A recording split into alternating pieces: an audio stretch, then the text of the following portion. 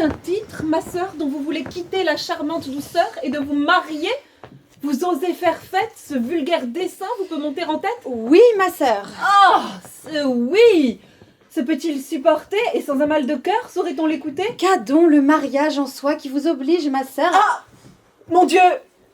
Fille! Comment? Oh, mais... Fille! Vous dis-je!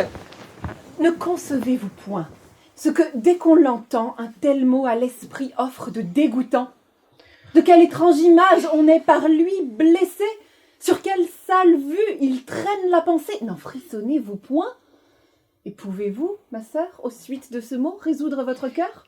Les suites de ce mot, quand je les envisage, me font voir un mari, des enfants, un ménage. Et je ne vois rien là, si j'en puis raisonner, qui blesse la pensée et fasse frissonner.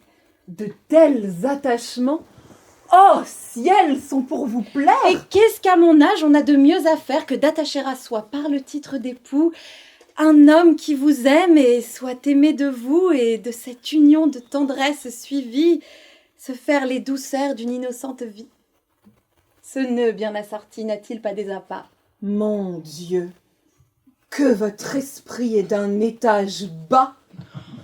Oh, que vous jouez au monde un petit personnage, de vous claquemurer aux choses du ménage et de n'entrevoir point de plaisir plus touchant qu'un idole d'époux et des marmots d'enfants. Mais laissez aux gens grossiers, aux personnes vulgaires, les bas amusements de ces sortes d'affaires. À de plus hauts objets, élevez vos désirs. Songez à prendre un goût des plus nobles plaisirs, et traitant de mépris l'essence et la matière à l'esprit. Comme nous, donnez-vous tout entière. Vous avez notre mère, en exemple à vos yeux, que du nom de savante on honore en tout lieu. Tâchez, ainsi que moi, de vous montrer sa fille. Aspirez aux clartés qui sont dans la famille, et vous rendez sensible aux charmantes douceurs que l'amour de l'étude épanche dans les cœurs. Loin d'être aux lois d'un homme en esclave asservi, mariez-vous, ma sœur, à la philosophie, qui nous monte au-dessus de tout le genre humain et donne à la raison l'empire souverain, soumettant à ses lois la partie animale dont l'appétit grossier aux bêtes nous ravale. Ce sont là les beaux feux, les doux attachements qui doivent, de la vie, occuper les moments. Et les soins où je vois à tant de femmes sensibles me paraissent aux yeux des pauvretés horribles. Le ciel, dont nous voyons que l'ordre est tout-puissant pour différents emplois, nous fabrique en naissant, et tout esprit n'est pas composé d'une étoffe qui se trouve taillée à faire un philosophe. Si le vôtre est né propre aux élévations où montent des savants les spéculations, le mien est fait, ma sœur, pour aller terre à terre, et dans les petits soins son faible se resserre. Ne troublons point du ciel les justes règlements, et de nos deux instincts suivons les mouvements. Habités par l'essor d'un grand et beau génie les hautes régions de la philosophie, tandis que mon esprit, se tenant ici-bas, goûtera de l'hymen les terrestres appas. Ainsi, dans nos desseins l'une à l'autre contraires, nous saurons toutes deux imiter notre mère. Vous, du côté de l'âme et des nobles désirs, moi, du côté des sens et des grossiers plaisirs. Vous, aux productions d'esprit et de lumière, moi, dans celles, ma sœur, qui sont de la matière. Enfin, quand sur une personne on prétend se régler, c'est par ses beaux côtés qu'il lui faut ressembler, et ce n'est point du tout la prendre pour modèle, ma sœur, que de tousser et de cracher comme elle. Mais vous ne seriez pas ce dont vous vous vantez si ma mère n'eût eu que de ses beaux côtés. Eh bien, vous prend, ma sœur, que son noble génie n'est pas vaqué toujours à la philosophie. De grâce, souffrez-moi par un peu de bonté des bassesses à qui vous devez la clarté, et ne supprimez point, voulant qu'on vous seconde, quelque petit savant qui veut venir au monde. Je vois que votre esprit ne peut être guéri du fol entêtement de vous faire un mari. Mais sachons, s'il vous plaît, qui vous songez à prendre? Votre visée, au moins, n'est pas mise à Clitandre. Et par quelle raison n'y serait-elle pas? Manque-t-il de mérite? Est-ce un choix qui soit bas? Non.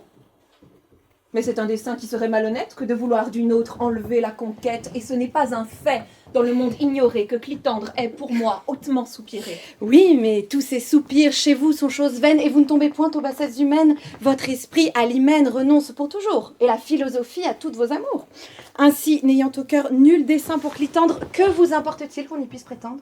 Mais cet empire que tient la raison sur les sens ne fait pas renoncer aux douceurs des encens. Et l'on peut, pour époux, refuser un mérite que pour adorateur, on veut bien de sa suite. Oui. Je n'ai pas empêché qu'à vos perfections il n'ait continué ses adorations, et je n'ai fait que prendre au refus de votre âme ce qui est venu m'offrir l'hommage de sa flamme. Mais à l'offre des vœux d'un amant dépité, trouvez-vous, je vous prie, entière sûreté? Croyez-vous pour vos yeux sa passion bien forte et qu'en son cœur, pour moi, toute flamme soit morte? Il me le dit, ma sœur, et pour moi je le crois. Oh, ne soyez pas, ma sœur, d'une si bonne foi. Et croyez, quand il dit qu'il me quitte et vous aime, qu'il n'y songe pas bien et se trompe lui-même. Je ne sais. Mais enfin, si c'est votre plaisir, il nous est bien aisé de nous en éclaircir, je l'aperçois qui vient. Et sur cette matière, il pourra nous donner une pleine lumière. Pour me tirer d'un doute où me jette ma sœur, entre elle et moi, Clitandre, expliquez votre cœur. Découvrez-en le fond et nous daignez apprendre qui de nous, à vos vœux, est en droit de prétendre. Non! Non, je ne veux point à votre passion imposer la rigueur d'une explication. Je ménage les gens. Et sais comme embarrasse le contraignant effort de ses aveux en face. Non, madame. Mon cœur qui dissimule peu ne sent nulle contrainte à faire un libre aveu. Dans aucun embarras un tel pas ne me jette, et j'avouerai tout haut, d'une âme franche et nette, que les tendres liens où je suis arrêté, mon amour et mes vœux, sont tous de ce côté. Qu'à nulle émotion cet aveu ne vous porte, vous avez bien voulu les choses de la sorte. Vos attraits m'avaient pris, et mes tendres soupirs vous ont assez prouvé l'ardeur de mes désirs. Mon cœur vous consacrait une flamme immortelle, mais vos yeux n'ont pas cru leur conquête assez belle. J'ai souffert sous leurs joues, sans mépris différents, ils régnaient sur mon âme en superbes tyrans, et je me suis cherché, lassé de tant de peine, des vainqueurs plus humains et de moins rudes chaînes. Je les ai rencontrés, madame, dans ses yeux, et leurs traits à jamais me seront précieux. D'un regard pitoyable, ils ont séché mes larmes et n'ont pas dédaigné le rebut de vos charmes. De si rares bontés m'ont si bien su toucher qu'il n'est rien qui me puisse à mes fers arracher. Et j'ose maintenant vous conjurer, madame, de ne vouloir tenter nul effort sur ma flamme, de ne point essayer à rappeler un cœur résolu de mourir dans cette douce ardeur. Hé! Qui vous dit, monsieur, que l'on ait cette envie et que de vous, enfin, si fort on se soucie? Je vous trouve plaisant de vous le figurer et bien impertinent de me le déclarer. Oh, doucement, ma sœur, où donc est la morale qui sait si bien régir la partie animale et retenir la bride aux efforts du courroux? Mais vous qui m'en parlez, où la pratiquez-vous? De répondre à l'amour que l'on vous fait paraître sans le congé de ceux qui vous ont donné l'être. Sachez que le devoir vous soumet à leur choix, qu'il ne vous est permis d'aimer que par leur loi, qu'ils ont sur votre cœur l'autorité suprême et qu'il est criminel d'en disposer vous-même. Je rends grâce aux bontés que vous me faites voir de m'enseigner si bien les choses du devoir. Mon cœur, sur vos leçons, veut régler sa conduite et pour vous faire voir ma sœur que j'en profite. Clitandre, prenez soin d'appuyer votre amour de l'agrément de ceux dont j'ai reçu le jour. Faites-vous sur mes vœux un pouvoir légitime et me donnez moyen de vous aimer sans crime. J'y vais de tous mes soins, travailler hautement, et j'attendais de vous ce doux consentement. Vous triomphez, ma sœur, et faites une mine à vous imaginer que cela me chagrine? Moi, ma sœur? Point du tout. Je sais que sur vos sens, les droits de la raison sont toujours tout-puissants et que, par les leçons qu'on prend dans la sagesse, vous êtes au-dessus d'une telle faiblesse. Loin de vous soupçonner d'aucun chagrin, je crois qu'ici vous daignerez vous employer pour moi. Appuyez sa demande et de votre suffrage, pressez l'heureux moment de notre mariage. Je vous en sollicite et pour y travailler... Votre petit esprit se mêle de railler et d'un cœur qu'on vous jette, on vous voit toute fière. Tout jeté qu'est ce cœur, il ne vous déplaît guère, et si vos yeux sur moi le pouvaient ramasser, il prendrait aisément le soin de se baisser. À répondre à cela, je ne daigne descendre, et ce sont sots discours qu'il ne faut pas entendre. C'est fort bien fait à vous, et vous nous faites voir des modérations qu'on ne peut concevoir. Votre sincère aveu ne l'a pas peu surprise. Elle mérite assez une telle franchise, et toutes les hauteurs de sa folle fierté sont dignes tout au moins de ma sincérité. Mais puisqu'il m'est permis, je vais à votre père, madame. Le plus sûr est de gagner ma mère. Mon père est d'une humeur à consentir à tout, mais il met peu de poids aux choses qu'il résout. Il a reçu du ciel certaines bontés d'âme qui le soumettent d'abord à ce que veut sa femme. C'est elle qui gouverne, et d'un ton absolu, elle dicte pour loi ce qu'elle a résolu. Je voudrais bien vous voir, pour elle et pour ma tante, une âme, je l'avoue, un peu plus complaisante. Un esprit qui, flattant les visions du leur, vous pue de leur estime, attirer la chaleur. Mon cœur n'a jamais pu, tant il est né sincère, même dans votre sœur, flatter leur caractère. Et les femmes docteurs ne sont point de mon goût. Bon, je consens qu'une femme ait des clartés de tout, mais je ne lui veux point la passion choquante de se rendre savante afin d'être savante. Et j'aime que souvent, aux questions qu'on fait, elle sache ignorer les choses qu'elle sait. De son étude, enfin, je veux qu'elle se cache, et qu'elle ait du savoir sans vouloir qu'on le sache, sans citer les auteurs et faire de grands mots, et clouer de l'esprit à ses moindres propos. Je respecte beaucoup madame votre mère, mais je ne puis du tout approuver sa chimère et me rendre à l'écho des choses qu'elle dit, aux encens qu'elle donne à son héros d'esprit. Ce monsieur Trissotin me chagrine, m'assomme, et j'enrage de voir qu'elle estime un tel homme, qu'elle nous mette au rang des grands et beaux esprits un bonnet, dont partout on siffle les écrits, un pédant dont on voit la plume libérale, d'officieux papier fournir toute la halle. Ces écrits, ces discours, tout m'en semble ennuyeux et je me trouve assez votre goût et vos yeux, mais comme sur ma mère il a grande puissance, vous devez vous forcer à quelque complaisance. Un amant fait sa cour où s'attache son cœur. Il veut de tout le monde y gagner la faveur. Et pour n'avoir personne à sa flamme contraire, jusqu'au chien du logis, il s'efforce de plaire. Oui, vous avez raison, mais monsieur Trissotin m'inspire au fond de l'âme un dominant chagrin. Je ne puis consentir pour gagner ses suffrages à me déshonorer en prisant ses ouvrages. C'est par eux qu'à mes yeux il a d'abord paru, et je le connaissais avant que l'avoir vu.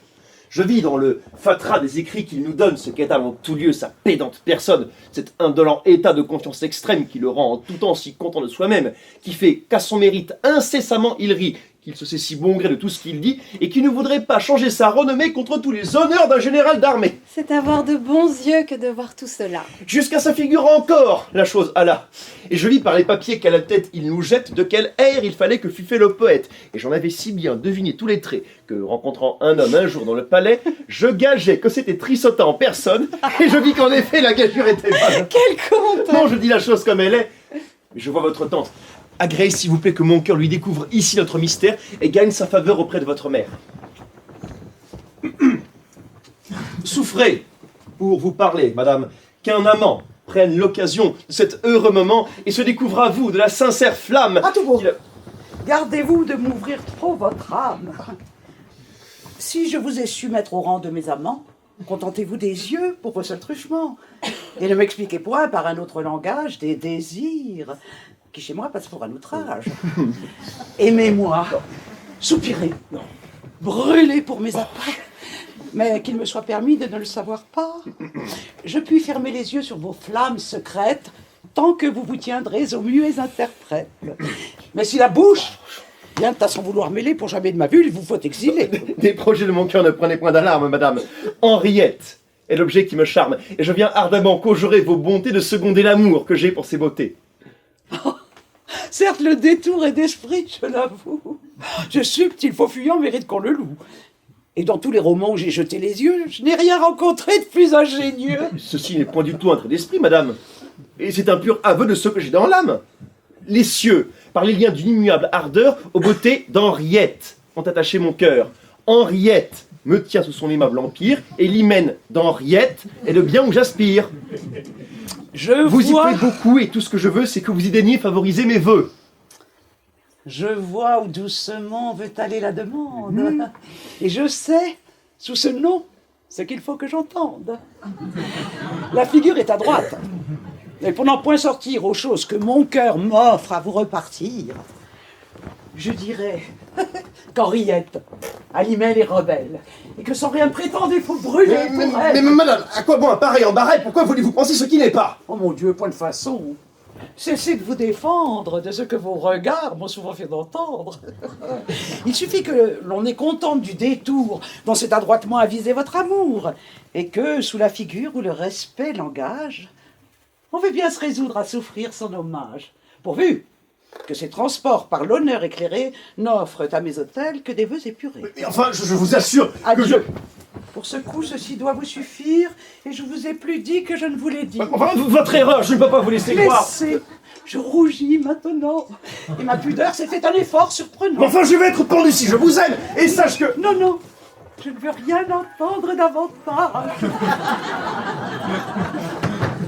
Diantre soit de la folle avec ses visions. Attends, rien vu d'égal à ces préventions. Allons commettre un autre soin que l'on me donne, et prenons le secours d'une sage personne.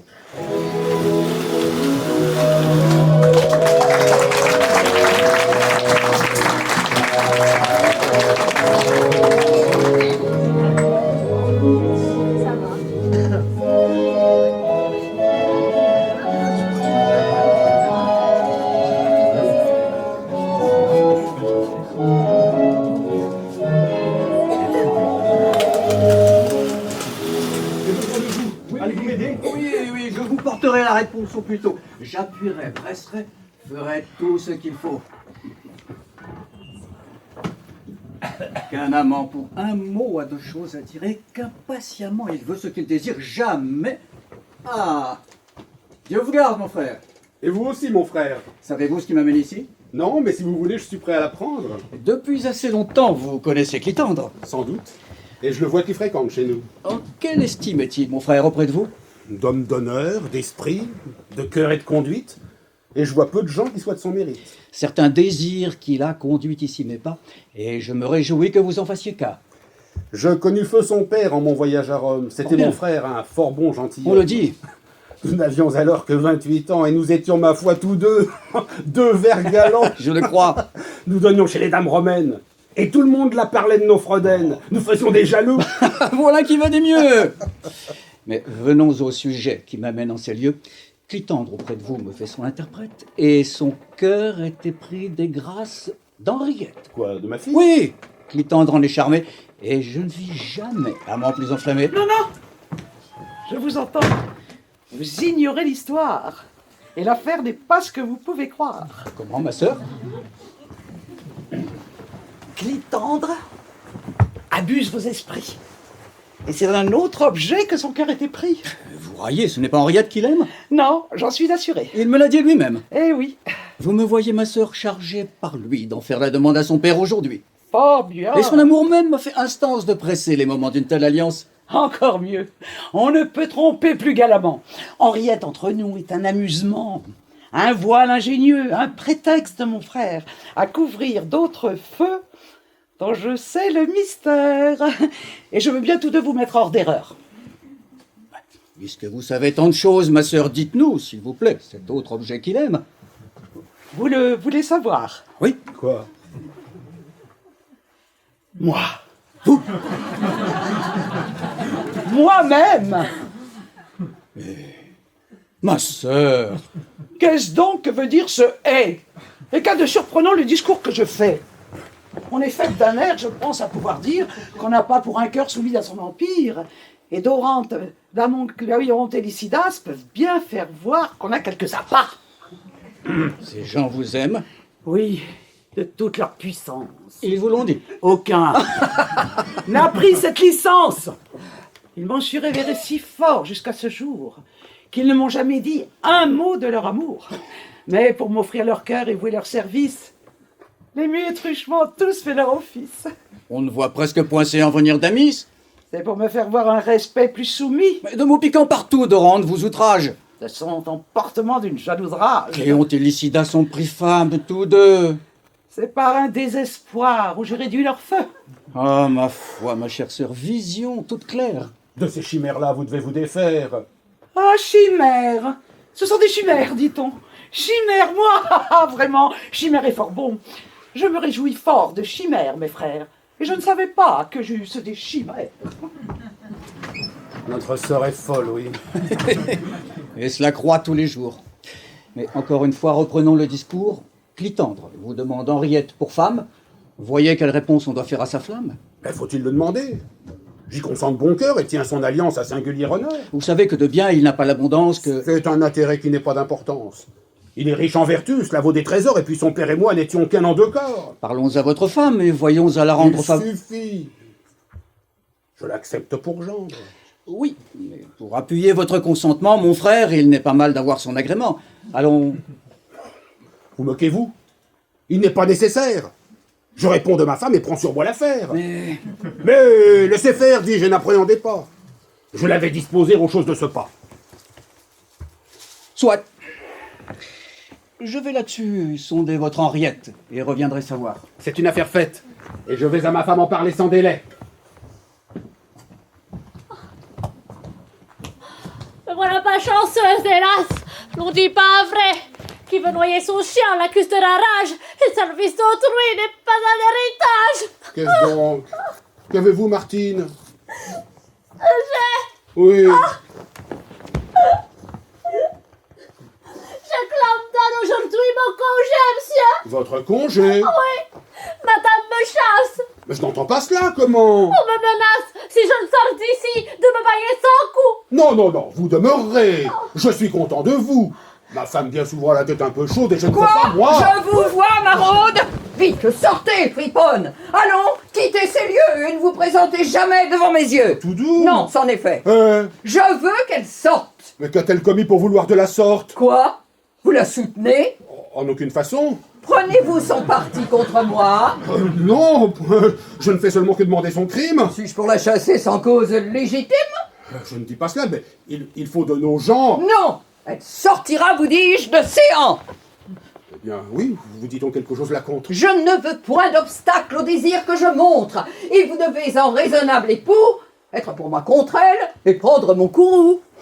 Aussi fais-je. Oui, ma femme avec raison vous chasse, coquine, et votre crime est indigne de grâce. Mais qu'est-ce donc que j'ai fait? Oh, ma foi, je ne sais pas.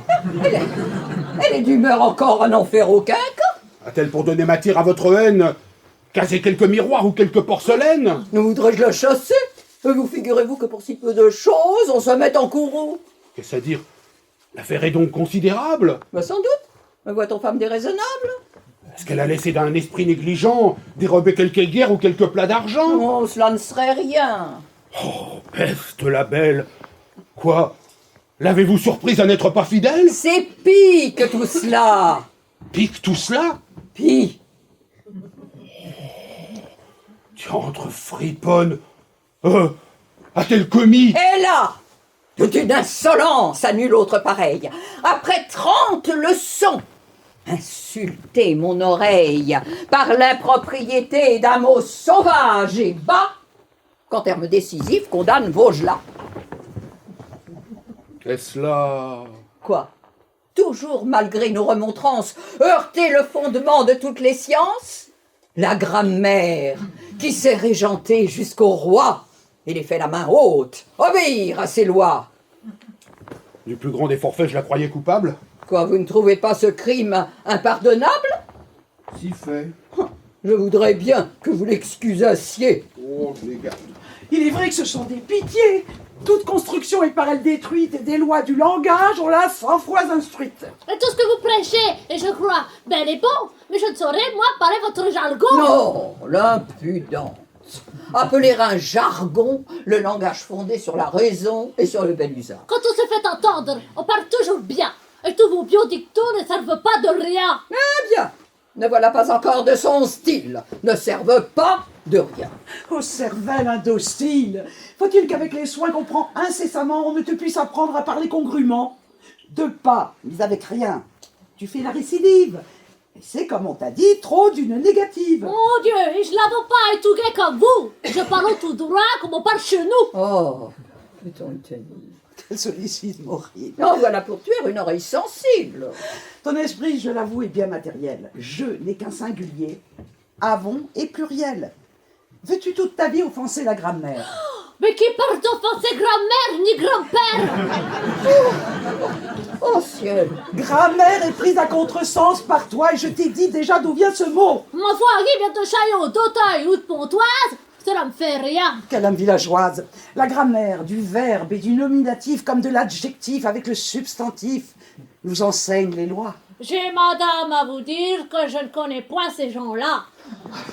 Martyr! Ce sont les noms des mots et l'on doit regarder en quoi c'est qu'il les faut faire ensemble accorder. Qui s'accordent entre eux? Ou se gourment? Qu'importe. Oh mon Dieu! Finissez un discours de la sorte! Vous ne voulez pas, vous, me la faire sortir! Si fait. À son caprice, il me faut consentir. Va, ne l'irrite point. Retire-toi, Martine. Comment? Mais vous avez peur d'offenser la coquine? Vous lui parlez d'un ton tout à fait obligeant. Moi? Point. Allons, sortez. Va-t'en, ma pauvre enfant.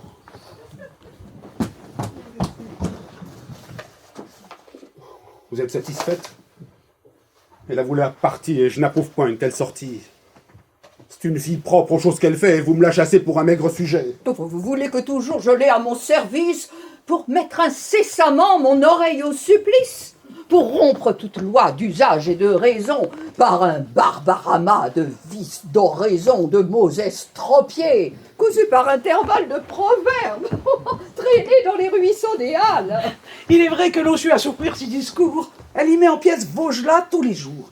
Et les moindres défauts de ce grossier génie sont ou le pléonasme ou la cacophonie. Oh, qu'importe qu'elle manque aux lois de Vaugelas, pourvu qu'à la cuisine elle ne manque pas. J'aime bien mieux, en épluchant ses herbes, elle accommode mal les noms avec les verbes et redit 100 fois un bas ou méchant mot, que de brûler ma viande ou saler trop mon pot. Je vis de bonne soupe, et non de beau langage. Vaugelas n'apprend point à bien faire un potage, et Malherbe et Balzac, si savants en beaux mots, en cuisine peut-être auraient été des sots. Que ce discours grossier terriblement assomme. Et quelle indignité pour ceux qui s'appellent hommes d'être baissés sans cesse aux soins matériels au lieu de se hausser vers les spirituels. Le corps, cette guenille, est-il d'une importance, d'un prix à mériter seulement qu'on y pense, et ne devons-nous pas laisser cela bien loin? Oui, mon corps est moi-même, et j'en veux prendre soin. Guenille si l'on veut, ma guenille m'est chère. Le corps avec l'esprit fait figure, mon frère.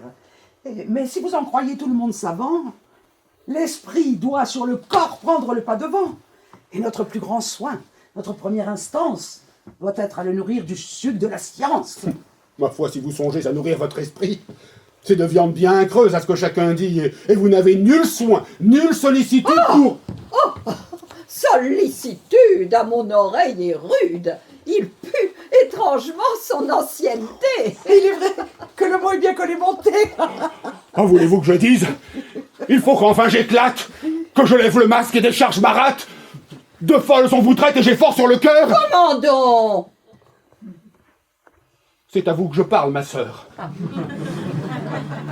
Le moindre solécisme en parlant vous irrite, mais vous en faites, vous, d'étranges sans conduite.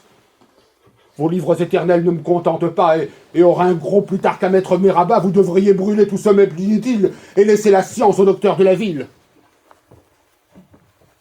Il n'est pas bien honnête, et pour beaucoup de causes, qu'une femme étudie et sache tant de choses. Nos pères sur ce point étaient gens bien sensés, qui disaient qu'une femme en sait toujours assez, quand la capacité de son esprit se hausse à connaître un pourpoint d'avec un autre chose. Les leurs ne lisaient point, mais elles vivaient bien. Leur ménage était tout leur doc d'entretien et leurs livres indés, du fil et des aiguilles dont elles travaillaient au trousseau de leurs filles. Les femmes d'à présent sont bien loin de ces mœurs. Elles veulent écrire et devenir auteurs. Nulle science n'est pour elles trop profonde, et séant beaucoup plus qu'en aucun lieu du monde. Les secrets les plus hauts s'y laissent concevoir, et l'on sait tout chez moi. Or, ce qu'il faut savoir, on y sait comme vont Lune, étoile polaire, Vénus, Saturne et Mars, dont je n'ai point à faire. Et dans ce vain savoir qu'on va chercher si loin, on ne sait comme va mon pot dont j'ai besoin. Les gens à la science aspirent pour vous plaire, et tous ne font rien moins que ce qu'ils ont à faire. Raisonner est l'emploi de toute ma maison, et le raisonnement en bannit la raison. L'un me brûle mon rot en lisant quelque histoire, l'autre rêve à des vers en me servant à boire, et... Enfin, je vois par eux votre exemple suivi. Et j'ai des serviteurs. Et ne suis point servi.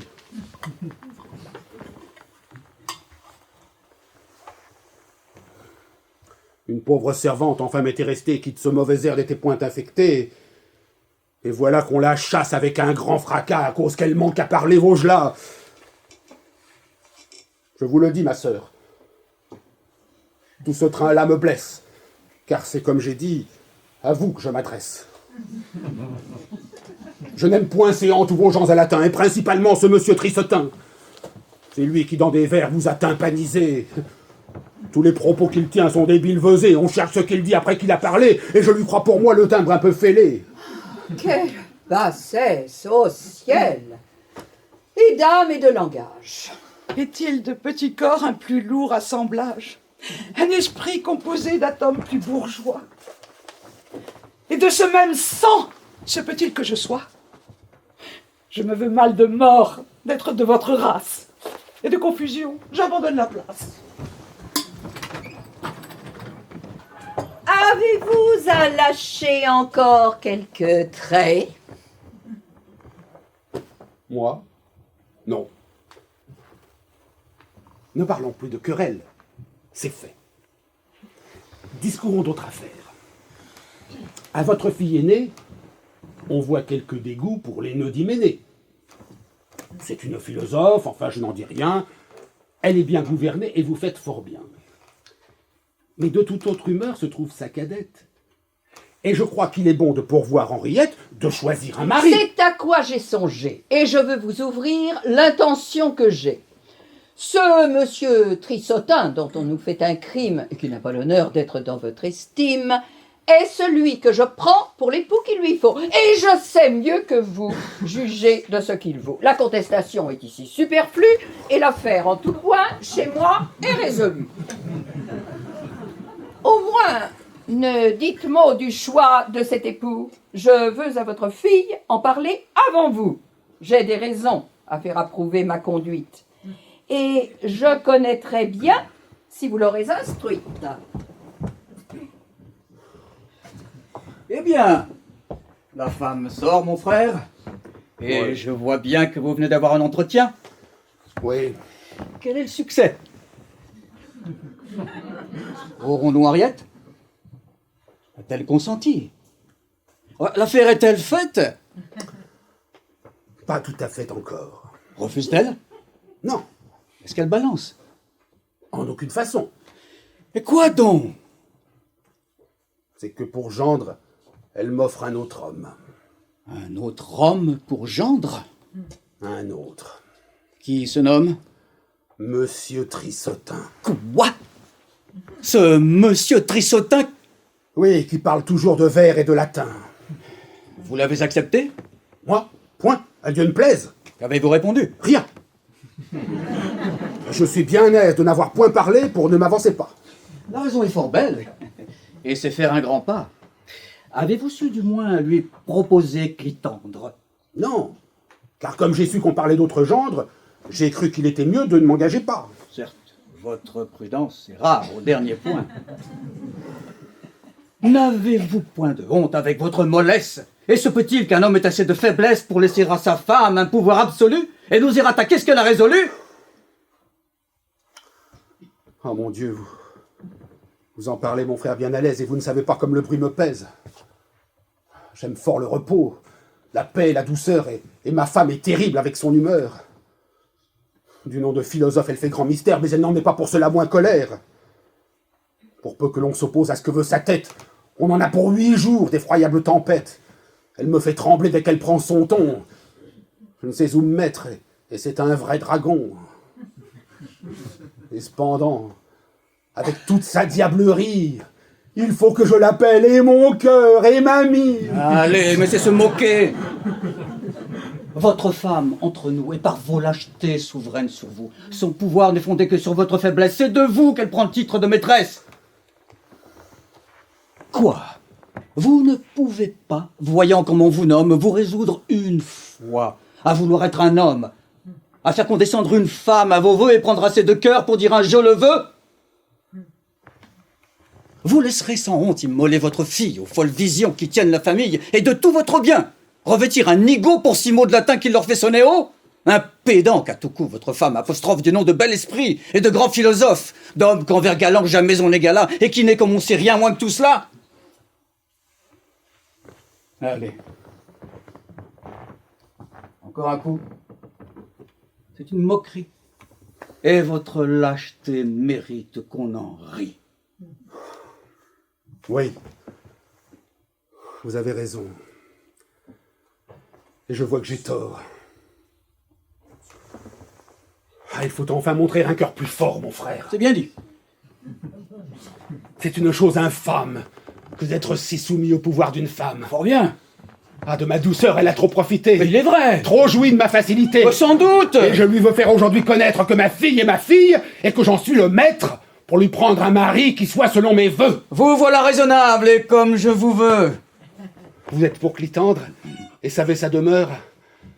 Faites-le-moi venir, mon frère, tout à l'heure. J'y cours, tout de ce pas.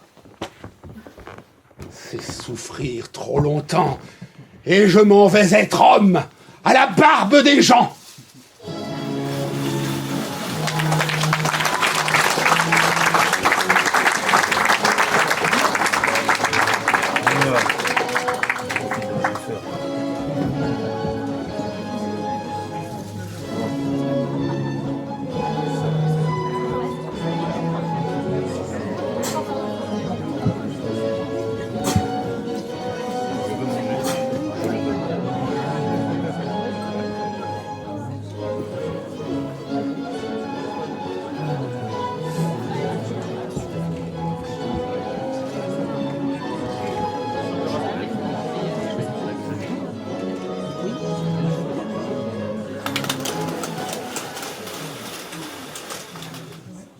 Ah, mettons-nous ici pour écouter à l'aise ces vers que mot à mot il est besoin qu'on fasse. Je brûle de les voir. Et l'on s'en meurt chez nous. Ce sont charmes pour moi que ce qui part de vous. Ce m'est une douceur à nul autre pareil. Ce sont repas friands qu'on donne à mon oreille. Ne faites point languir de si pressants désirs.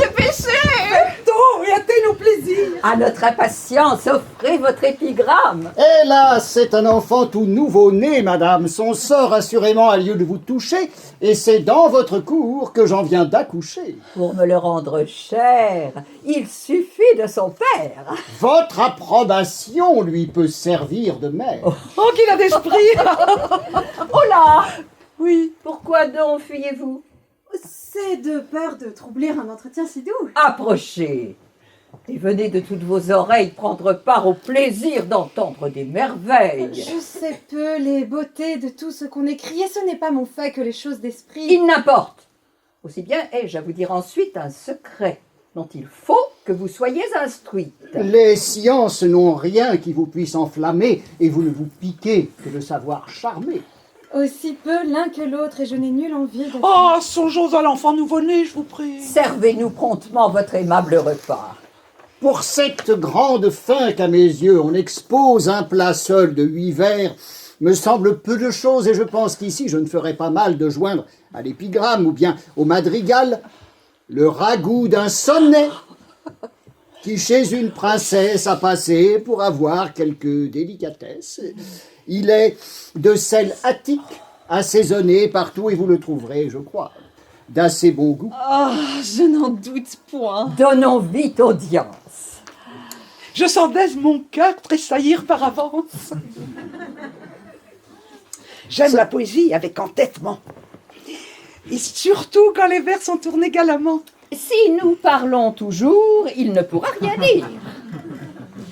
Silence, Sonnet. Manuel. Oh, laissez-le donc lire. Sonnet à la princesse Uranie sur sa fièvre. Votre prudence est endormie de traiter magnifiquement et de loger superbement votre plus cruel ennemi. Oh, le joli début. Qu'il a le tour galant. Lui seul des vers aisés possède le talent. À prudence endormie, il faut rendre les armes. Loger son ennemi est pour moi plein de charme. J'aime superbement et magnifiquement. Ces deux adverbes joints font admirablement. Prêtons l'oreille au reste. Votre prudence est endormie de traiter magnifiquement et de loger superbement votre plus cruel ennemi. Prudence endormie. Loger son ennemi. Superbement et magnifiquement. Faites-la sortir, quoi qu'on dise, de votre riche appartement, où cette ingrate, insolemment, attaque votre belle vie. Hâte douce et de grâce, laissez-moi respirer. Donnez-nous, s'il vous plaît, le loisir d'admirer. On se sent assez vert jusqu'au fond de l'âme. Couler je ne sais quoi qui fait que l'on se pâme. Faites-la sortir, quoi qu'on dise, de votre riche appartement. Oh, que riche appartement! Et là joliment dit, et que la métaphore est mise avec esprit. Faites-la sortir, quoi qu'on dit. Oh, que ce quoi qu'on dit est d'un goût admirable. Oh, c'est à mon sentiment un endroit impayable. De quoi qu'on dit aussi, mon cœur est amoureux. Je suis de votre avis, quoi qu'on dit est heureux. Je voudrais l'avoir fait. Il vaut toute une pièce. Mais en comprend-on bien comme moi la finesse? Oh! Faites-la sortir, quoi qu'on dise. Que de la fièvre on prenne ici les intérêts, n'ayez aucun égard, moquez-vous des caquets, faites-la sortir, quoi qu'on dise. Quoi qu'on dise. Quoi qu'on dise. Oh, ce quoi qu'on dit en dit beaucoup plus qu'il ne semble. Pour moi, je ne sais si chacun me ressemble, mais j'entends là-dessous 1 million de mots. Il est vrai qu'il dit plus de choses qu'il n'est gros. Mais quand vous avez fait ce charmant quoi qu'on dit, avez-vous compris, vous, toute son énergie? Songiez-vous bien, vous-même, à tout ce qu'il nous dit, et pensiez-vous alors y mettre tant d'esprit? J'ai fort aussi l'ingrate dans la tête. C'est un gratte de fièvre, injuste, malhonnête, qui traite mal les gens qui la logent chez eux. Enfin, les quatrains sont admirables, tous deux. Oh, venons-en promptement au tiercet. Je vous... S'il vous plaît, encore une fois, quoi qu'on dit. Faites-la sortir, quoi qu'on dise, Quoi qu'on dit. de votre riche appartement, Riche appartement. où cette ingrate insolemment C'est un grave de fièvre. attaque votre belle vie. Votre belle fille. Quoi? Sans respecter votre rang, elle se prend à votre sang, et nuit et jour, vous faites outrage. Si vous la conduisez au bain, sans la marchander davantage, noyez-la de vos propres mains. On n'en peut plus. Oh, Pam. On se meurt de plaisir. De mille doux frissons, vous vous sentez saisir. Si vous la conduisez au bain. Sans la marchander davantage. Noyez-la de vos propres mains. De vos propres mains, là, noyez-la dans les bains. Chaque pas dans vos vers rencontre un trait charmant. Partout on s'y promène avec ravissement. On n'y saurait marcher que sur de belles choses. Son petit chemin tout parsemé de roses. Le sonnet, donc, vous semble Admirable, nouveau, et personne jamais n'a rien fait de si beau. Quoi?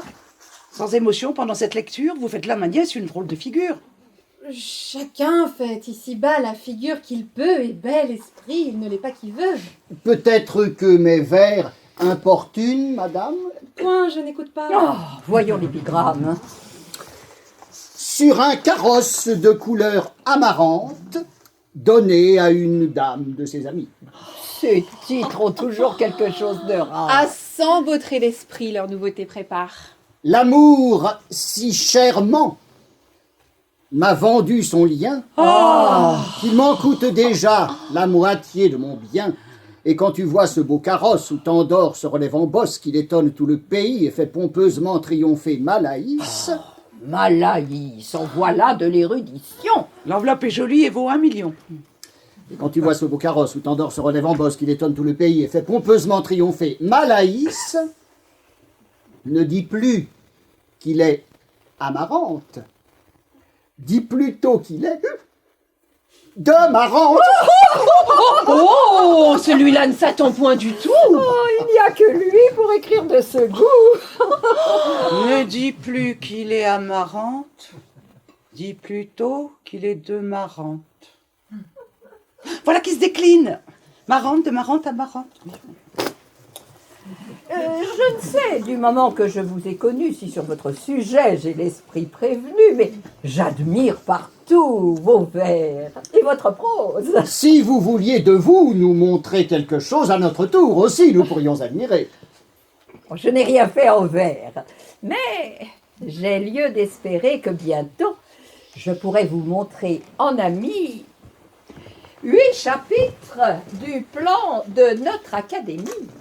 Car enfin, je me sens un étrange dépit du tort que l'on nous fait du côté de l'esprit, et je veux nous venger, toutes, tant que nous sommes, de cette indigne classe où nous rangent les hommes, de borner nos talents à des futilités et nous fermer la porte aux sublimes clartés. C'est faire à notre sexe une trop grande offense de n'étendre l'effort de notre intelligence qu'à juger d'une jupe et de l'air d'un manteau, ou des beautés d'un point, ou d'un brocart nouveau. Il faut se relever de ce honteux partage et mettre hautement notre esprit hors de page. Pour les dames, on sème, on respect en tout lieu, et si je rends hommage aux brillants de leurs yeux, de leur esprit aussi j'honore les lumières. Le sexe aussi vous rend justice en ces matières.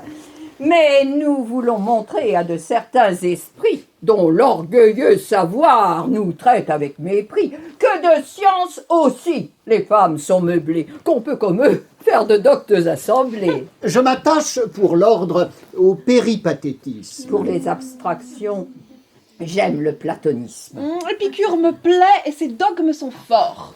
Je m'accommode assez pour moi de petits corps. Il me tarde de voir notre assemblée ouverte et de nous signaler par quelques découvertes. On en attend beaucoup de vos vives clartés, et pour vous la nature a peu d'obscurité. Pour moi, sans me flatter, j'en ai déjà fait une. Et j'ai vu clairement des hommes dans la lune. Je n'ai point encore vu d'homme comme je crois. Mais j'ai vu des clochers, tout comme je vous vois. Pour la langue, on verra dans peu nos règlements, et nous y prétendons faire des remuements. Par une antipathie, ou juste ou naturelle, nous avons pris chacune une haine mortelle pour un nombre de mots, soit ou verbes ou non, que mutuellement nous nous abandonnons. Mais le plus beau projet de notre académie, une entreprise noble et dont je suis ravie, c'est le retranchement de ces syllabes sales qui, dans les plus beaux mots, produisent des scandales. C'est source d'un amas d'équivoques infâmes dont on vient faire insulte à la pudeur des femmes. Voilà certainement d'admirables projets. Vous verrez nos statuts quand ils seront tous faits. Il ne saurait manquer d'être tous beaux et sages. Nous serons, par nos lois, les juges des ouvrages. Par nos lois, prose et vers, tout nous sera soumis. Nul n'aura de l'esprit hors nous et nos amis. Qu'est-ce ? C'est cet ami savant qui m'a fait tant d'instances de lui donner l'honneur de votre connaissance. Pour le faire venir, vous avez tout crédit.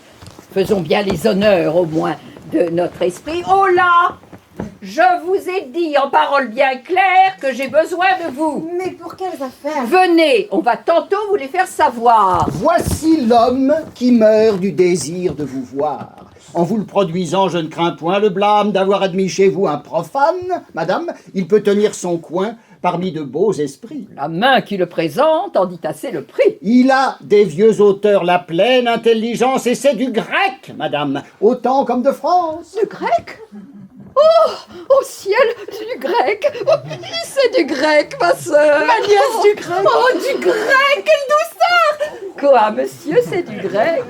Oh, permettez de grâce que pour l'amour du grec, monsieur, on vous embrasse.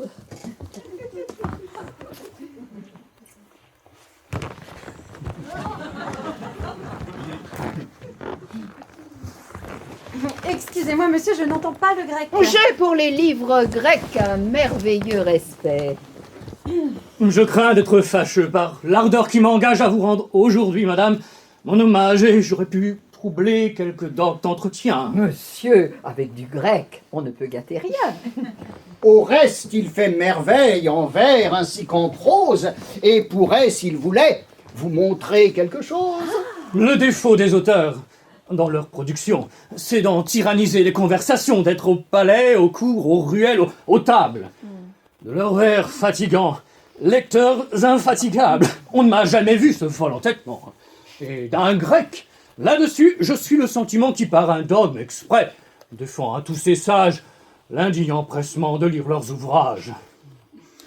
Voici de petits vers pour de jeunes amants, sur quoi je voudrais bien avoir vos sentiments. Vos vers ont des beautés que n'ont point tous les autres. Les grâces et Vénus règnent dans tous les vôtres. Vous avez le tour libre et le beau choix des mots. On voit partout chez vous l'ithos et le pathos. Nous avons vu de vous des églogues d'un style qui passe en doux attraits Théocrite et Virgile. Vos ordres ont un air noble, galant et doux. qui laisse de bien loin votre race après vous. Est-il rien d'amoureux comme vos chansonnets? Peut-on voir rien d'égal au sonnet que vous faites? Rien qui soit plus charmant que vos petits rondeaux? Rien de si plein d'esprit que tous vos madrigaux. Aux ballades, surtout, vous êtes admirables. Et dans les bourrimets, je vous trouve adorable. Si la France pouvait connaître votre prix, Si le siècle rendait justice aux beaux esprits, en carrosse dorée, vous iriez par les rues. on verrait le public vous dresser des statues.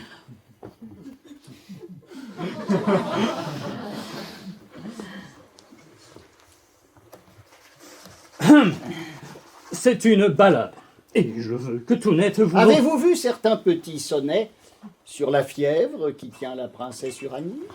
Oui, hier il me fut lu dans une compagnie. Vous en savez l'auteur? Non, mais je sais fort bien qu'à ne point flatter, son sonnet ne vaut rien.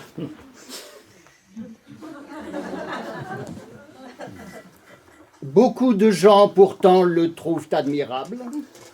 Ça n'empêche pas qu'il ne soit misérable. Et si vous l'avez vu, vous serez de mon goût.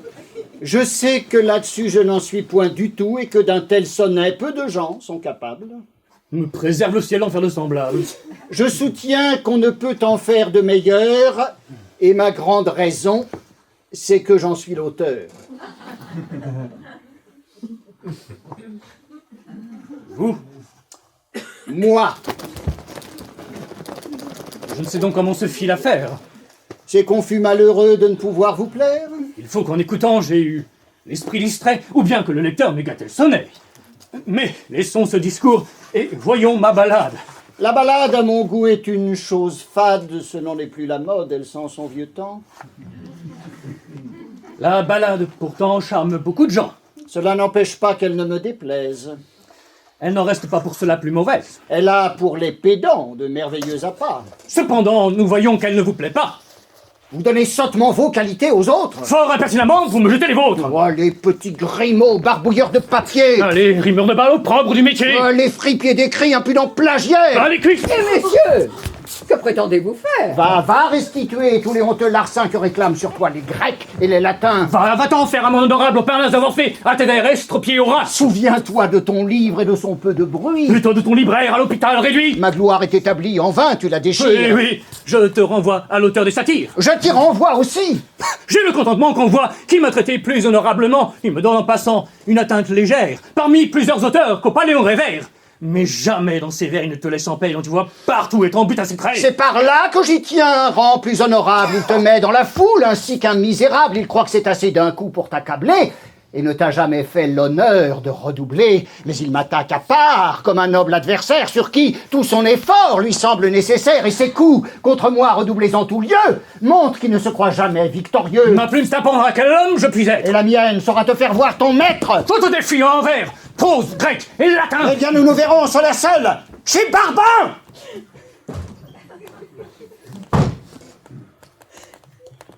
À mon emportement, ne donnez aucun blâme, c'est votre jugement que je défends, madame, dans le sonnet, qu'il a l'audace d'attaquer.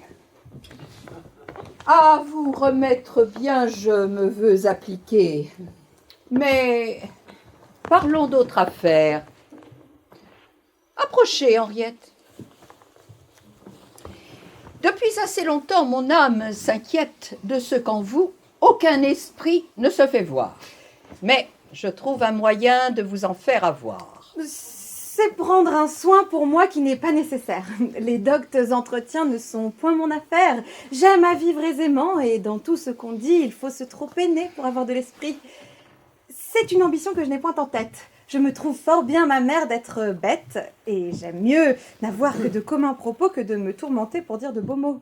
Oui, mais j'y suis blessée et ce n'est pas mon compte de souffrir dans mon sang une pareille honte.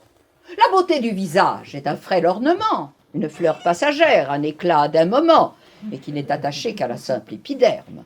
Mais celle de l'esprit est inhérente et ferme. J'ai donc cherché longtemps un biais de vous donner la beauté que les ans ne peuvent moissonner, de faire entrer chez vous le désir des sciences, de vous insinuer les belles connaissances. Et la pensée, enfin, où mes vœux ont souscrit, c'est d'attacher à vous un homme plein d'esprit. Et cet homme est monsieur, que je vous détermine à voir comme l'époux que mon choix vous destine. Moi, ma mère? Oui, vous. Faites la sorte un peu. Je vous entends. Vos yeux demandent mon aveu pour engager ailleurs un cœur que je possède. Allez, je le veux bien. À ce nœud, je vous cède, c'est un hymen qui fait votre établissement. Je ne sais que vous dire en mon ravissement, madame, et cet hymen dont je vois qu'on m'honore me met... Tout beau, monsieur, il n'est pas fait encore, ne vous pressez pas tant. Quand vous répondez, savez-vous bien que si, suffit, m'entendez? Elle se rendra sage. Allons, laissons-la faire. On voit briller pour vous les soins de notre mère, et son choix ne pouvait d'un plus illustre époux. Si le choix est si beau, que ne le prenez-vous? C'est à vous, non à moi, que ça m'a est donné. Je vous le cède tout comme à ma sœur aînée. Si l'hymen, comme à vous, me paraissait charmant, j'accepterais votre offre avec ravissement. Si j'avais comme vous les pédants dans la tête, je pourrais le trouver un parti fort honnête. Cependant, bien qu'ici nos goûts soient différents, nous devons obéir, ma sœur, à nos parents. Une mère a sur nous une entière puissance, et vous croyez en vain par votre résistance faire quelque chose pour... Alors, ma fille, il faut approuver mon dessein. Venez ici. Touchez à monsieur dans la main.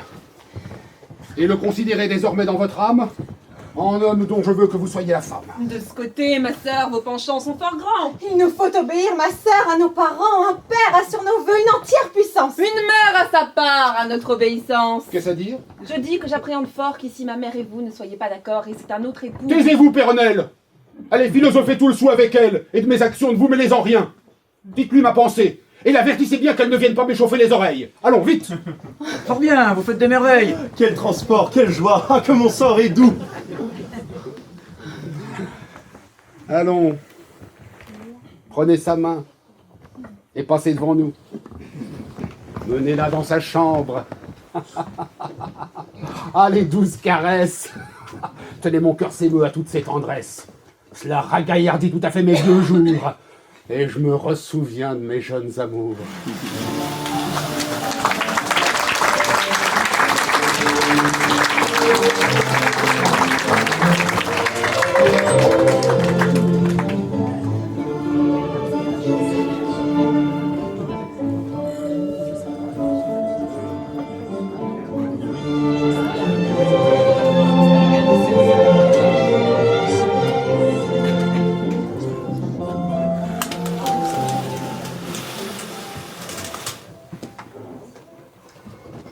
Oui, rien n'a retenu son esprit en balance. Elle a fait vanité de son obéissance.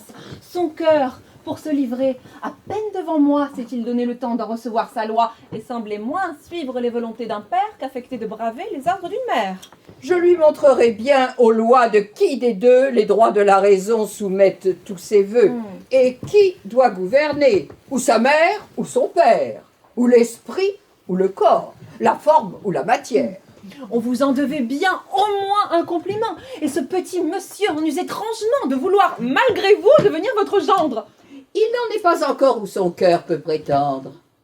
Je le trouvais bien fait et j'aimais vos amours. Mais dans ses procédés, il m'a déplu, toujours.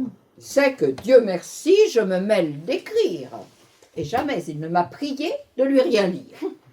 Je ne souffrirais point, si j'étais que de vous, que jamais d'Henriette il pût être l'époux. On me ferait grand tort d'avoir quelque pensée que, là-dessus, je parle en fille intéressée et que le lâche tour que l'on voit qu'il me fait jette au fond de mon cœur quelque dépit secret. Contre de pareils coups, l'âme se fortifie du solide secours de la philosophie, et par elle, on se peut mettre au-dessus de tout.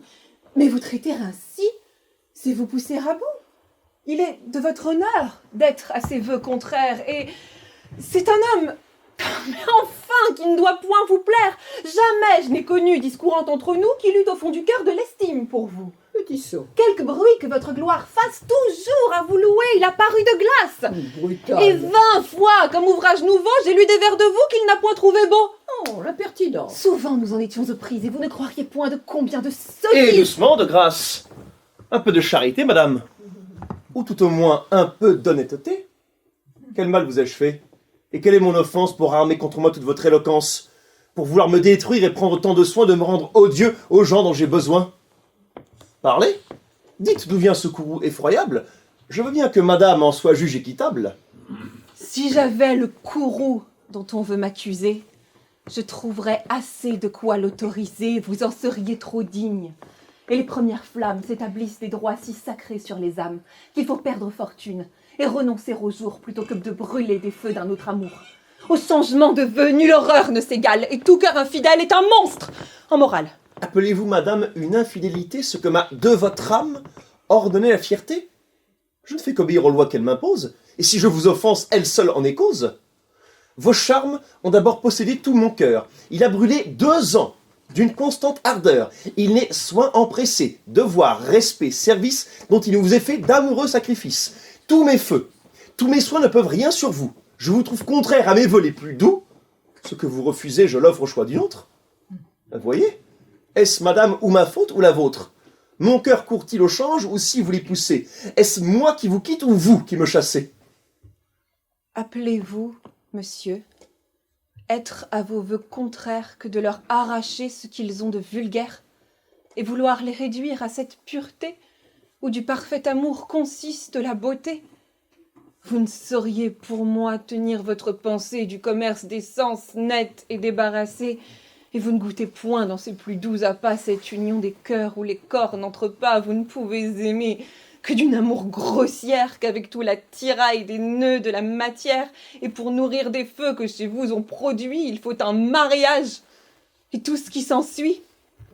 Oh, quel étrange amour! Et que les belles âmes sont bien loin de brûler de ces terrestres flammes. Les sens n'ont point de part à toutes leurs ardeurs, et ce beau feu ne veut marier que les cœurs. Comme une chose indigne, il laisse là le reste, c'est un feu pur et net. Comme le feu céleste, on ne pousse avec lui que d'honnêtes soupirs, et l'on ne penche point vers les sales désirs. Rien d'impur ne se mêle au but qu'on se propose, on aime pour aimer, et non pour autre chose. Ce n'est qu'à l'esprit seul que vont tous les transports, et l'on ne s'aperçoit jamais qu'on est un corps. Pour moi, par un malheur, je m'aperçois, madame, que j'ai, ne vous déplaise, un corps tout comme une âme. Je sens qu'il y tient trop pour le laisser à part. De ces détachements, je ne connais point l'art. Le ciel m'a dénié cette philosophie, et mon âme et mon corps marchent de compagnie. Il n'est rien de plus beau, comme vous avez dit, que ces vœux épurés qui ne vont qu'à l'esprit, ces unions de cœur et ces tendres pensées du commerce des sens bien débarrassés. Mais ces amours, pour moi, sont trop subtilisés. Je suis un peu grossier, comme vous m'accusez. J'aime avec tout moi-même, et l'amour qu'on me donne, en veut, je le confesse, à toute la personne. Ce n'est pas la matière à de grands châtiments, et sans faire de tort vos beaux sentiments, je vois que dans le monde, on suit fort ma méthode. Et que le mariage est assez à la mode. Passe pour un lien assez honnête et doux pour avoir désiré de me voir votre époux, sans que la liberté d'une telle pensée ait dû vous donner lieu d'en paraître offensé. Eh bien, monsieur. Eh bien, puisque, sans m'écouter, vos sentiments brutaux veulent se contenter, puisque pour vous réduire à des ardeurs fidèles, il faut des nœuds de chair, des chaînes corporelles. Si ma mère le veut, je résous mon esprit à consentir pour vous à ce dont il s'agit.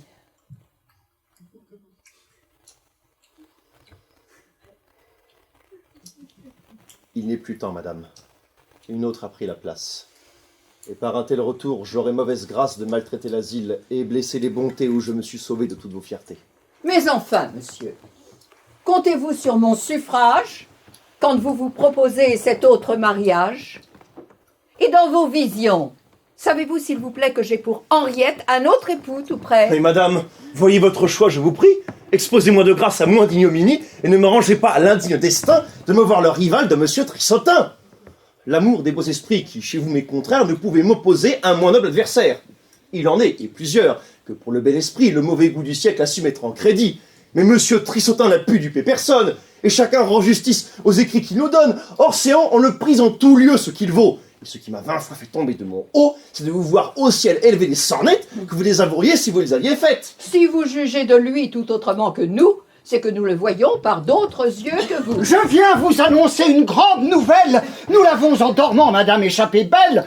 Un monde près de nous a passé tout du long, échu tout au travers de notre tourbillon, et s'il eût en chemin rencontré notre terre, elle eût été brisée en morceaux, comme verre. Remettons ce discours pour une autre saison. Monsieur n'y entendrait ni rime ni raison. Il fait profession de chérir l'ignorance et de haïr surtout l'esprit et la science. Cette vérité veut quelque adoucissement. Je m'explique, madame. Et je hais seulement la science et l'esprit qui gâtent les personnes. Ce sont choses de soi qui sont belles et bonnes, mais j'aimerais mieux me voir au rang des ignorants que de me voir savant comme certaines gens.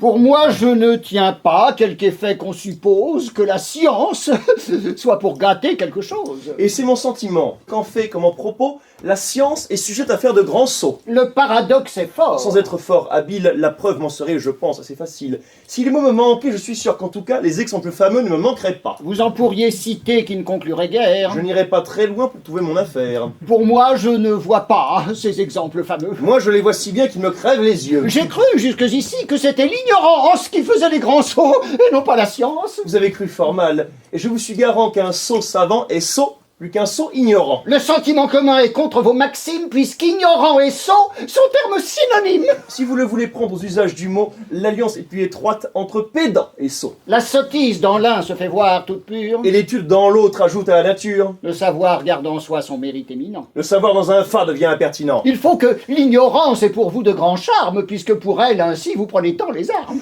Si l'ignorance a pour moi des charmes si grands, c'est depuis qu'à mes yeux s'offrent certains savants. Ces certains savants-là peuvent aller connaître, valoir certaines gens que nous voyons paraître. Oui, si l'on s'en rapporte à ces certains savants, mais l'on n'en convient pas chez ces certaines gens.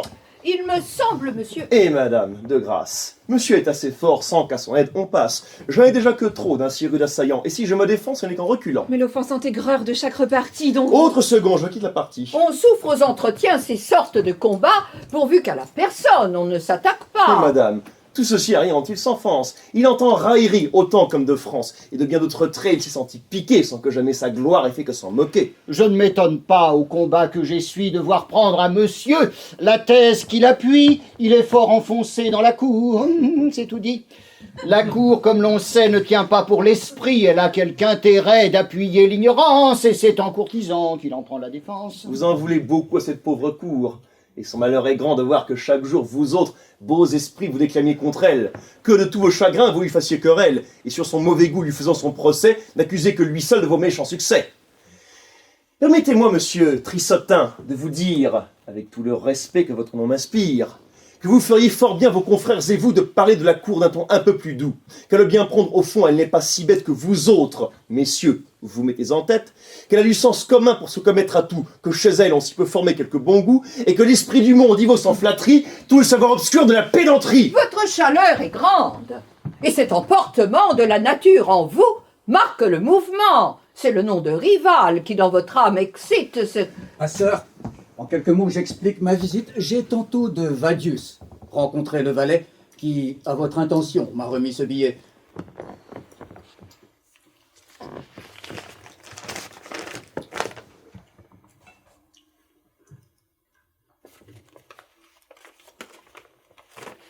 Trissotin s'est vanté, madame, qu'il épouserait votre fille. Je vous donne avis que sa philosophie n'en veut qu'à vos richesses, et que vous feriez bien de ne pas conclure ce mariage que vous n'ayez vu le poème que je compose contre lui. En attendant cette peinture où je prétends vous le dépeindre sous toutes ses couleurs, je vous envoie Virgile, Horace, Terence et Catulle, où vous verrez noter en marche tous les passages qu'il a pillés.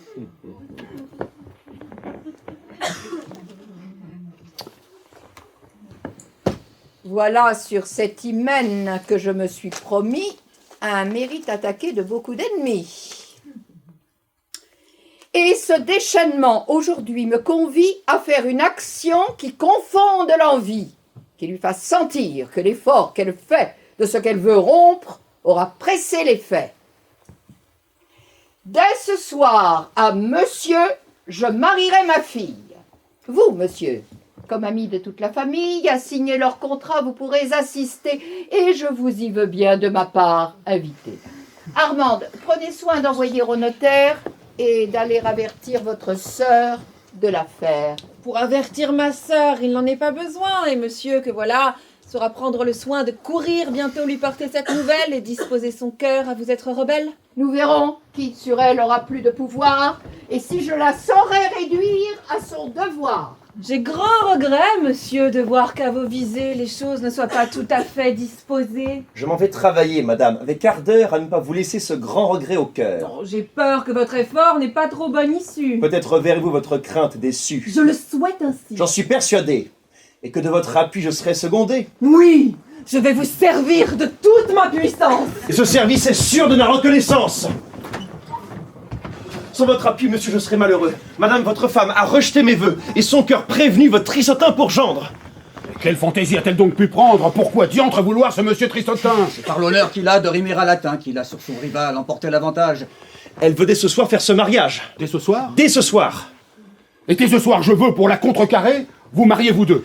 Pour dresser au contrat, elle envoie au notaire. Et je vais le quérir pour celui qu'il doit faire. Et madame doit être instruite par sa sœur de l'hymen l'on veut qu'elle apprête son cœur. Et moi, je lui commande avec pleine puissance de préparer sa main pour cette autre alliance. Ah, je leur ferai voir si pour donner la loi, il est dans ma maison d'autres maîtres que moi. Nous allons revenir. Songez à nous attendre. Allons, suivez mes pas, mon frère, et vous, mon gendre. Hélas, dans cette humeur, conservez-le toujours. J'emploierai toute chose à servir vos amours. Quelques secours puissants compromettent à ma flamme. Mon plus solide espoir, c'est votre cœur, madame. Pour mon cœur, vous pouvez vous assurer de lui. Je ne puis qu'être heureux quand j'aurai son appui. Vous voyez à quel nœud on prétend le contraindre. Tant qu'il sera pour moi, je n'aurai rien à craindre. Je vais tout essayer pour nos vœux les plus doux, et si tous mes efforts ne me donnent à vous, il est une retraite où notre âme se donne qui m'empêchera d'être à toute autre personne. Veuille le juste ciel me garder en ce jour de recevoir de vous cette preuve d'amour.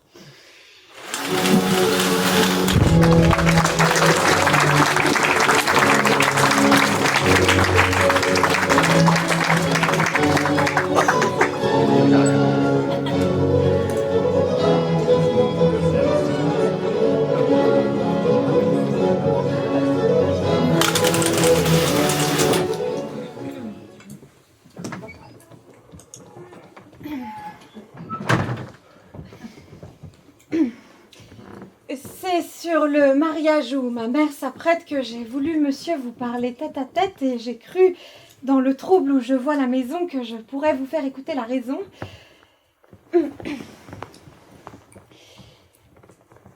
Je sais qu'avec mes vœux, vous me jugez capable de vous porter en dot un bien considérable, mais l'argent, dont on voit tant de gens faire cas, pour un vrai philosophe a d'indignes appas, et le mépris du bien et des grandeurs frivoles ne doit point éclater dans vos seules paroles. Aussi n'est-ce point là ce qui me charme en vous, et vos brillants attraits, vos yeux perçants et doux, votre grâce et votre air sont les biens, les richesses qui vous ont attiré, mes vœux et mes tendresses. C'est de ces seuls trésors que je suis amoureux. Et je suis fort redevable à vos feux généreux, cet obligeant amour a de quoi me confondre, et j'ai regret, monsieur, de n'y pouvoir répondre. Je vous estime, autant qu'on saurait estimer, mais je trouve un obstacle à vous pouvoir aimer. Un cœur, vous le savez, à deux ne saurait être, et je sens que du mien clitandre s'est fait maître. Je sais qu'il a bien moins de mérite que vous, que j'ai de méchants yeux pour le choix d'un époux, que par 100 beaux talents vous devriez me plaire. Je vois bien que j'ai tort. Mais je n'y puis que faire, et tout ce que sur moi peut le raisonnement, c'est de me vouloir mal d'un tel aveuglement. Le don de votre main où l'on me fait prétendre me livrera à ce cœur que possède Clitandre, et par 1000 doux soins j'ai lieu de présumer que je pourrais trouver l'art de me faire aimer. Non. À ces premiers vœux, mon âme est attachée, et ne peut de vos soins, monsieur, être touchée. Avec vous, librement, j'ose ici m'expliquer, et mon aveu n'a rien qui vous doive choquer. Cette amoureuse ardeur qui dans les cœurs s'excite n'est point, comme l'on sait, un effet du mérite. Le caprice y prend part, et quand quelqu'un nous plaît souvent, nous avons peine à dire pourquoi c'est. Si l'on aimait, monsieur, par choix et par sagesse, vous auriez tout mon cœur et toute ma tendresse. Mais l'on voit que l'amour, se gouverne autrement. Laissez-moi, je vous prie, à mon aveuglement, et ne vous servez point de cette violence que pour vous on veut faire à mon obéissance. Quand on est honnête homme, on ne veut rien devoir à ce que des parents ont sur nous de pouvoir. On répugne à se faire immoler ce qu'on aime, et l'on veut n'obtenir un cœur que de lui-même. Ne poussez point ma mère à vouloir par son choix exercer sur mes vœux la rigueur de ses droits. Ôtez-moi votre amour, et portez à quelque autre les hommages d'un cœur aussi cher que le vôtre. Le moyen que ce cœur puisse vous contenter, imposez-lui des lois qu'il puisse exécuter. De ne vous point aimer peut-il être capable, à moins que vous cessiez, madame, d'être aimable et d'étaler aux yeux les célestes appâts. Monsieur, laissons là ce galimatia. Vous avez tant d'iris, de phyllis, d'amarante que partout dans vos vers vous peignez si charmante, et pour qui vous jurez tant d'amoureuses ardeurs. C'est mon esprit qui parle, et ce n'est pas mon cœur. D'elle, on ne me voit amoureux qu'en poète, mais j'aime tout de bon l'adorable Henriette. Oh, de grâce, monsieur. Si c'est vous offenser, mon offense envers vous n'est pas prête à cesser. Cette ardeur, jusqu'ici de vos yeux ignorés, vous consacre des vœux d'éternelle durée.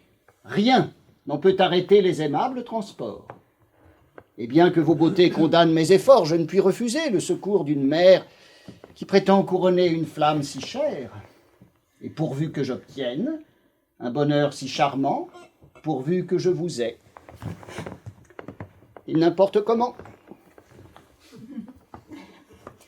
Mais savez-vous qu'on risque un peu plus qu'on ne pense à vouloir sur un cœur usé de violence, et qu'il ne fait pas bien sûr, à vous le trancher net, d'épouser une fille en dépit qu'elle en est, et qu'elle peut aller en se voyant contraindre à des ressentiments que le mari doit craindre? Un tel discours n'a rien dont je sois altéré. À tous événements, le sage est préparé. Guéri par la raison des faiblesses vulgaires, il se met au-dessus de ces sortes d'affaires et n'a garde de prendre aucune ombre d'ennui de tout ce qui n'est pas pour dépendre de lui. En vérité, monsieur, je suis de vous ravie. Et je ne pensais pas que la philosophie fût si belle qu'elle est d'instruire ainsi les gens à porter constamment de pareils accidents. Cette fermeté d'âme à vous si singulière mérite qu'on lui donne une illustre matière et digne de trouver qui prenne avec amour les soins continuels de le mettre en son jour. Et comme à dire vrai, je n'oserais me croire bien propre à lui donner tout l'éclat de sa gloire. Je le laisse à quelque autre, et vous jure, entre nous, que je renonce au bien de vous voir mon époux. Nous allons voir bientôt comment ira l'affaire, et l'on a là-dedans fait venir le notaire. Ah, ma fille, je suis bien aise de vous voir. Allons, venez-vous en faire votre devoir, et soumettre vos vœux aux volontés d'un père. Je veux apprendre à vivre à votre mère, et pour la mieux braver, voilà malgré ses dents, Martine que j'amène et rétablissez en. Oh, vos résolutions sont dignes de louange. Gardez que cette humeur, mon père, ne vous change. Soyez ferme à vouloir ce que vous souhaitez et ne vous laissez point séduire à vos bontés. Ne vous relâchez pas et faites bien en sorte d'empêcher que sur vous ma mère ne l'emporte. Comment? Me prenez-vous ici pour un bonnet? M'en préserve le ciel. Suis-je un fat, s'il vous plaît? Je ne dis pas cela. Me croit-on incapable des fermes sentiments d'un homme raisonnable? Non, mon père. Est-ce donc qu'à l'âge où je me vois, je n'aurai pas l'esprit d'être maître chez moi? Si, fait. Et que j'aurai cette faiblesse d'âme de me laisser mener par le nez à ma femme? Ah non, mon père. Ouais, qu'est-ce donc que ceci? Je vous trouve plaisante à me parler ainsi. Si je vous ai choqué, ce n'est pas mon envie. Ma volonté séante doit être en tout suivie. Fort bien, mon père. Aucun hors moi dans la maison n'a droit de commander. Oui, vous avez raison. C'est moi qui tiens le rang de chef de la famille. D'accord. C'est moi qui dois disposer de ma fille. Oh oui. Le ciel me donne un plein pouvoir sur vous. Qui vous dit le contraire? Et pour prendre un époux, je vous ferai bien voir que c'est à votre père qu'il faut obéir, non pas à votre mère. Hélas, vous flattez là le plus doux de mes vœux. Veuillez être obéi, c'est tout ce que je veux. Nous verrons si ma femme a mes désirs rebelles. La voici qui conduit à notaire avec elle. Oh, secondez-moi bien tous. Laissez-moi, j'aurai soin de vous encourager s'il en est de besoin. Vous ne sauriez changer votre style sauvage et nous faire un contrat qui soit en beau langage? Notre style est très bon, madame, et je suis un sot de changer un seul mot. Oh, quelle barbarie au milieu de la France. Mais au moins, en faveur de monsieur de la science, veuillez, au lieu d'écus, de livres et de francs, nous exprimer la dot en mines et talents, et dater par les mots dites et de calendes. Moi? Si j'allais, madame, accorder vos demandes, je me ferais siffler de tous mes compagnons. De cette barbarie, en vain nous nous plaignons. Allons, monsieur, prenez la table pour écrire. Oh! Oh! Cette impudente ose encore se produire? Pourquoi donc, s'il vous plaît, la ramener chez moi? Tantôt, avec loisir, on vous dira pourquoi. Nous avons maintenant autre chose à conclure. Procédons au contrat. Où donc est la future? Celle que je marie est la cadette. Bon. Oui, la voilà, monsieur. Henriette est son nom. Fort bien. Et le futur? L'époux que je lui donne est monsieur. Et celui, moi, qu'en propre personne je prétends qu'elle épouse, est monsieur. 2 époux. C'est trop pour la coutume. Où vous arrêtez-vous? Mettez, monsieur. Trissotin pour mon gendre. Pour mon gendre, mettez, monsieur, Clitandre. Mettez-vous donc d'accord et d'un jugement mûr, voyez à convenir entre vous du futur. Suivez, monsieur, le choix où je m'arrête. Faites, monsieur, les choses à ma tête. Dites-moi donc à qui j'obéirai des deux. Quoi donc? Vous combattez les choses que je veux? Je ne saurais souffrir qu'on ne cherche ma fille que pour l'amour du bien qu'on voit dans ma famille. Vraiment, à votre bien, on songe bien ici. Et c'est là pour un sage, un fort digne souci. Enfin, pour son époux, j'ai fait choix de Clitandre. Et moi, pour son époux, voici qui je veux prendre. Mon choix sera suivi, c'est un point résolu. Ouais, vous le prenez là d'un ton bien absolu. Ce n'est point à la femme à prescrire. Et je somme, pour céder le dessus en toute chose, aux hommes. C'est bien dit. Mon congé sans foi me fut-il hoc. La poule ne doit point chanter devant le coq. Sans doute. Et l'on sait que d'un homme on se gosse lorsque la femme chez lui porte le autre chose. Il est vrai.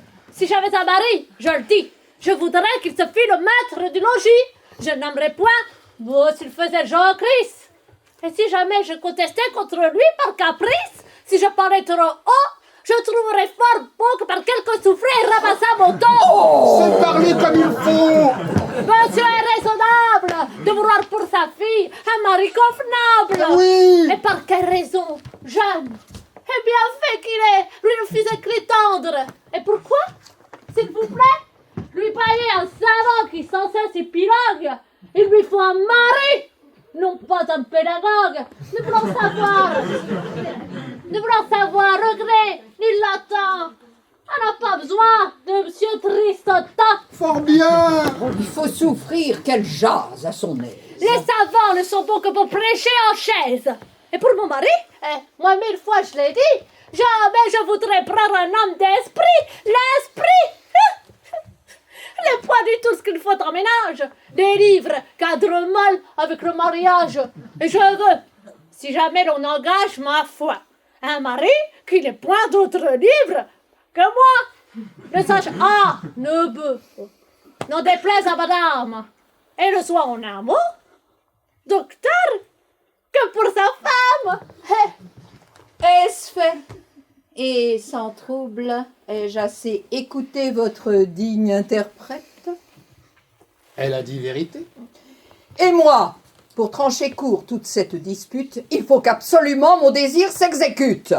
Henriette et monsieur seront joints de ce pas. Je l'ai dit, je le veux, ne me répliquez pas.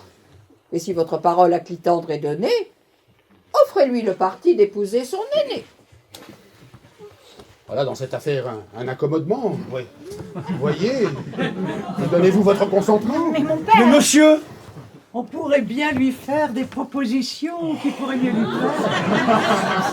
Mais nous établissons une espèce d'amour qui doit être épuré comme l'astre du jour. La substance qui pense, il peut être reçue, mais nous en bannissons la substance étendue. J'ai regret de troubler un mystère joyeux par le chagrin qu'il faut que j'apporte en ces lieux.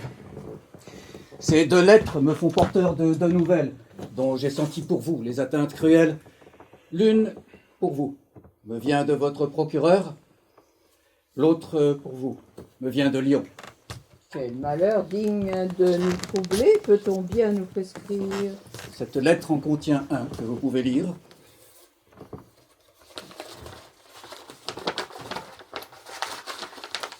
Madame, j'ai prié monsieur votre frère de vous rendre cette lettre qui vous dira ce que je n'ai osé vous aller dire.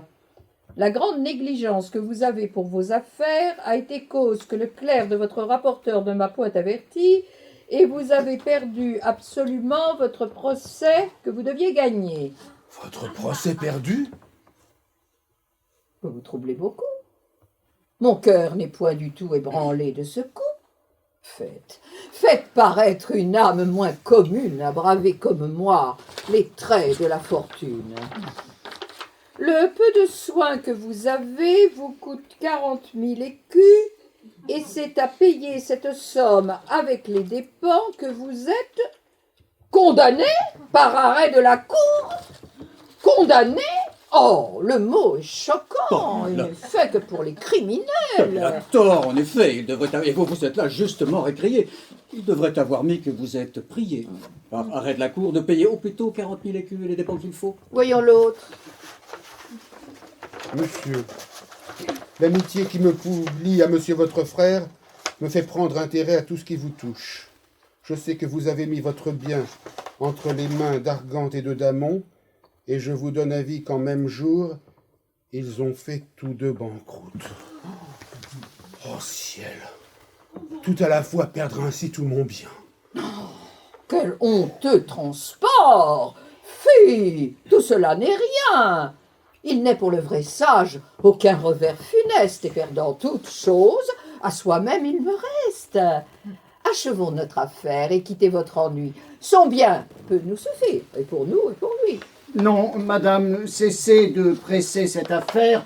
Je vois qu'à cet hymen, tout le monde est contraire, et mon dessein n'est pas de contraindre les gens. Cette réflexion vous vient en peu de temps.